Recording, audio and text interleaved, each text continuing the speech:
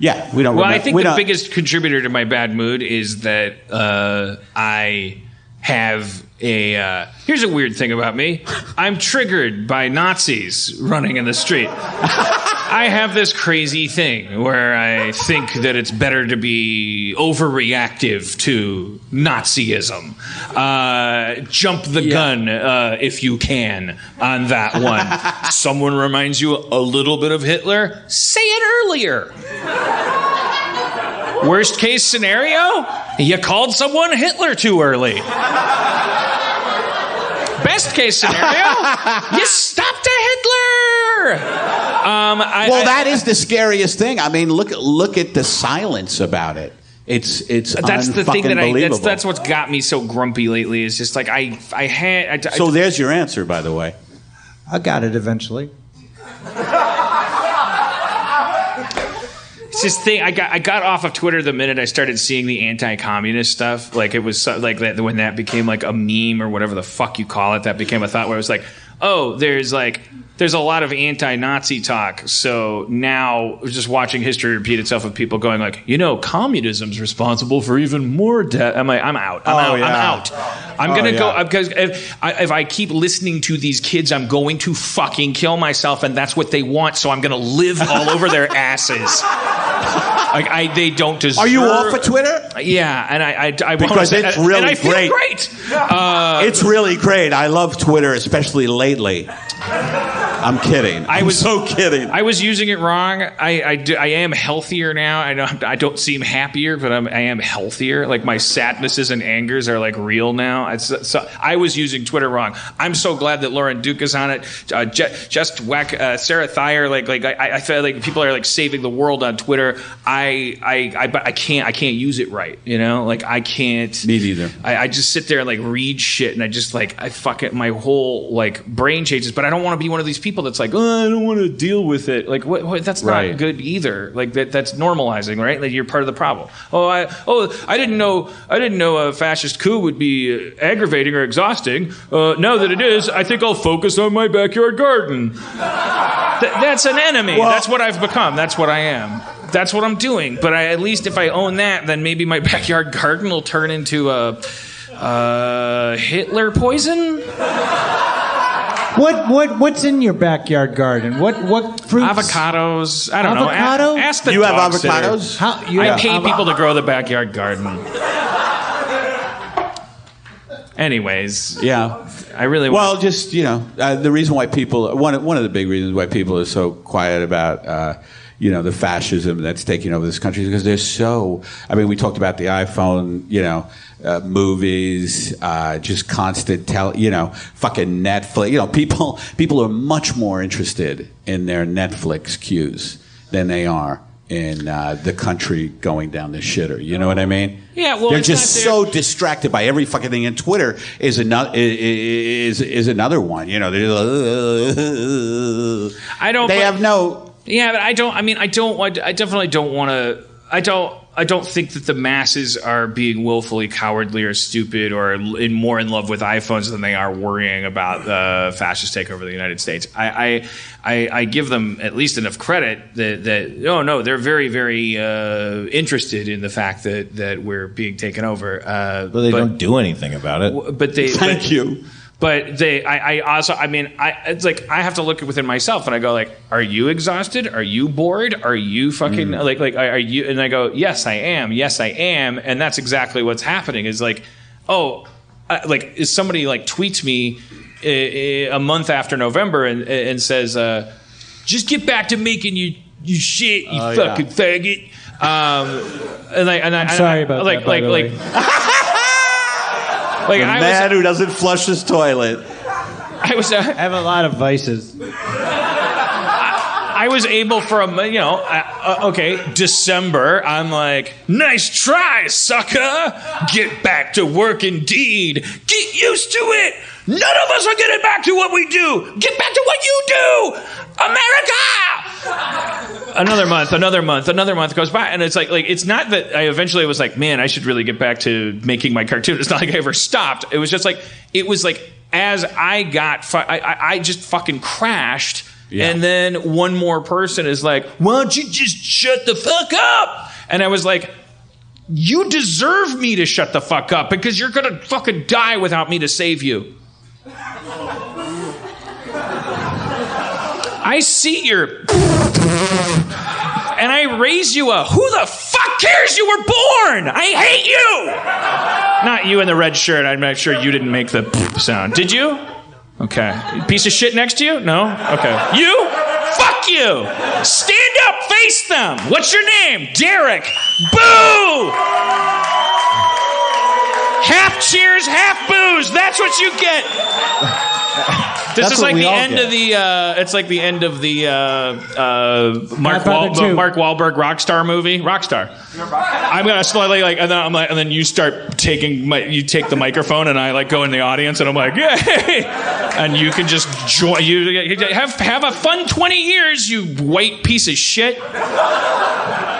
Have fun trying to figure out if you're a good person by seeing how many people like you on a fucking app.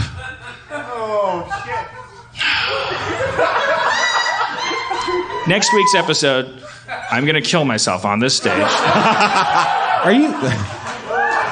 Duncan Trussell will not let you do that. He won't be here. MeUndies will be. Warby Parker, Squarespace. Oh, yeah. We've planned... It's a pay-per-view event. I'm going to blow my brains out. Can I back up your point? What were you gonna back? What you want a microphone so you can? Whatever. Well, no. I like your hesitance. You've earned a microphone. This happens on this show. Charlie, that's my name. No, the disinterest of people caring about the fact that Trump is president, they've normalized it completely at this point. Like, they don't care. You gotta eat the mic. Yeah. There you go. All right, let me eat the mic. No, you're doing it. Great. Yeah, they don't care. It's been 9 months. They're over it, and it seems to be the fact of the matter that Hillary is old news. Great, no one cares. Bernie Bros still fucking. Oh, he would have won. Blah blah blah. Great, thank you, DSA of Brooklyn, New York. I appreciate you guys. But no, I'm really sick of fucking people acting like it's normal that we have a fucking reality fucking TV star as president. It's disgusting. It represents us to the world in some weird fashion, but it also should be a wake up call for every fucking person out here that there's nothing normal about the world we exist in as United States of America. It's. Yeah, I appreciate Dan too, but no, it's. I thought his name was Dan. I'm sorry. What was that? I love you. I love you. No, it fucking weirds me out, and the fact that people can actually normalize that is. I think people are scared. They know how militarized the police are. They know how militarized everything. Well, yeah, and they also just enacted. They just decided that we can. Jeff Sessions just decided that they can sell fucking military gear back to.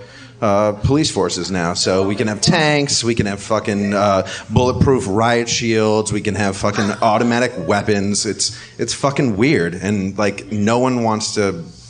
Not woke is a fucking weird word at this point, but no one wants to understand that this is not normal, and it stresses me out. Woke up, sheeple. No, none of that shit. Get that shit out of my face. Sheeple. That's the thing, though, is I don't want to. It's not I think we're just used to a society where actually being aware of shit had its own momentum and a bunch of shit would get done. If you kind of halfway thought that Stephen Colbert was out of line on his last show or retweeted a hashtag, you might find out 6 weeks later either that person wasn't worth any money and they lost their job, or that person was Stephen Colbert, so fuck you, your opinion didn't matter. But it still felt like the momentum happened just by you knowing shit, caring about shit, being afraid of shit, not putting up with shit. And we've entered a world where you can fucking not you can not put up with as much as you want. You can care, you can feel, you can fear, and actually that just jiggles the jello. It stays the same shape as it was, and we're all reacting to that I don't even want to say poorly. Like, however we react, that's the right way to react. Because all of us want to get back to a system or achieve a system where the way that we came out of our mamas was like the right way to be. That we didn't have to like mold ourselves and socialize ourselves and be enforced by some set of rules in order for us to get along with some larger thing. We all want to get to a system that some of us felt like we had, where it was like, yeah, but if you're kind of yourself, like truthful out and like all this stuff will happen. And like, and we're really like, we've come face to face with a system where we're like, oh shit, you mean I don't fucking matter at all? I truly don't matter. And then other people are going, welcome to the club. That's how it felt for 20 years. And we're like, fuck you. That offends me. Ah. And it makes me, like everyone else, just want people to talk about Kmart and Stephen King's It and all this shit. And so, whereas initially it was the alt-right saying everybody get back to work, or it was like rednecks that were embarrassed that they voted for a guy that turned out to actually mean it when he said he wanted to build a wall, whereas they thought he was actually just gonna like be fiscal or something.